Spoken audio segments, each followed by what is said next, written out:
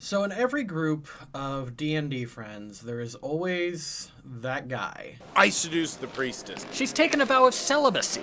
Dude, 20 ranks in seduction. Hey, baby, wanna tune my mandolin?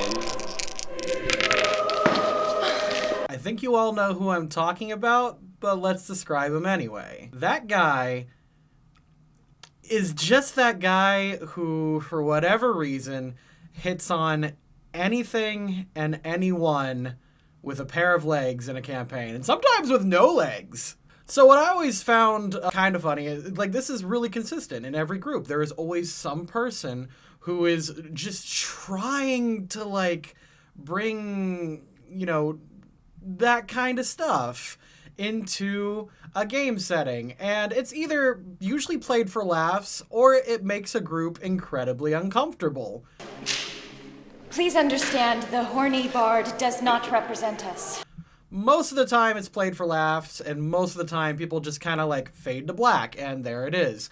But funny enough, there was a rule book at one point that came out describing all the rules for that. And I'm kind of ashamed to admit I've had to break out this rule book more than once.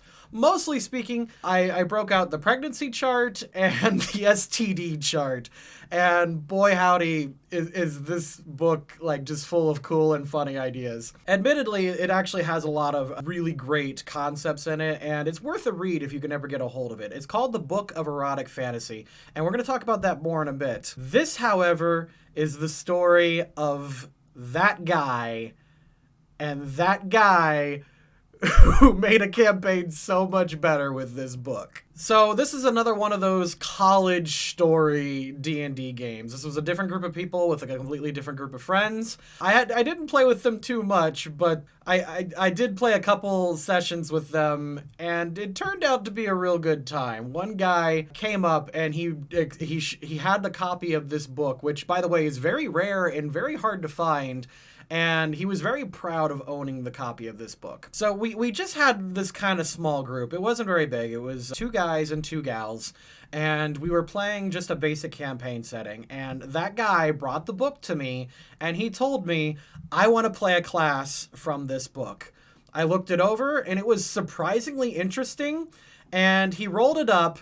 But what's funny is he told me, do not tell anyone that I am playing this class. And I went, okay. So we start our campaign, and he tells nobody what he's playing. All he does is he describes the behavior that he is doing in order to fulfill his class, with no context whatsoever. He just tells everybody he's just a really weird wizard.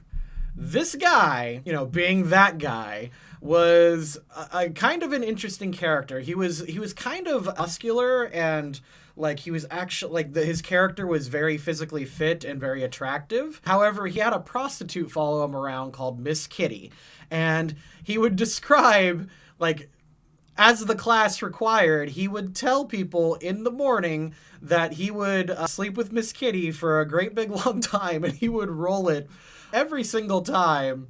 And he would then describe how he would cut himself in the morning afterwards. Once again, this guy did not tell anybody why he was doing this. He would just describe his actions. And man, the group just was weirded out immediately. Now, this was actually me joining another group of friends. These people have been pre-established to know each other before, and I was kind of the outsider coming in. So they knew that this person had a reputation of being weird, but this was just even beyond them. He would go out of his way to really help Miss Kitty and make sure that she was close and everything like that. And after a while, this group of friends, trying to be a good buddy, did eventually play along, and they were actually being helpful as well. The campaign goes on for a couple of months. Everyone just kind of accepts this weird-ass wizard in this group, and how he has Miss Kitty, he's doing his thing. They're really weirded out by the self-harm, but they're just kind of rolling with it. But then, at one point, I introduced this group of enemies who captured them and then put them in prisons. Now, I was basing it off of another campaign module, and in this particular one, in the morning, they were going to sacrifice all the characters to, like, these dark gods, and they put the males in one room, and they put the females in another room. And it was at this point, after the party got captured, the barbarian, like, male was talking to the wizard and saying something like, hey, can't you use a spell to get us out of here? All we need to, like, they're going to sacrifice us in the morning. Why don't you figure out a way in order to get us out? And the wizard turns to him and says, I can't. Barbarian asks, why? And it was at this point that he decided to take out the book. He slams it on the table, and he reveals to them what exactly he's playing. Now, like I mentioned before, this book is called The Book of Erotic Fantasy, and there are actually some really cool ideas in this.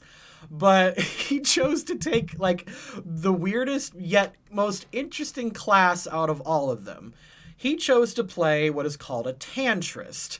And a tantrist is actually a fascinating type of wizard. This type of wizard is one that most of the time wizards, in order to get their spells back, only need about like 7 to 8 hours of rest, and then they need to study their book for 30 minutes at the beginning of the day. The tantrist doesn't do that. The tantrist instead, I think, either has a spell book or he just knows all of his spells inherently, and he gets back his spells after 30 minutes of sex.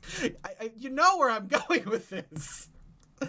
So, by the way, this, and the self-harm thing, yeah, that was actually a different thing entirely. The tantrist also carves their spells into them, like runes or like tattoos.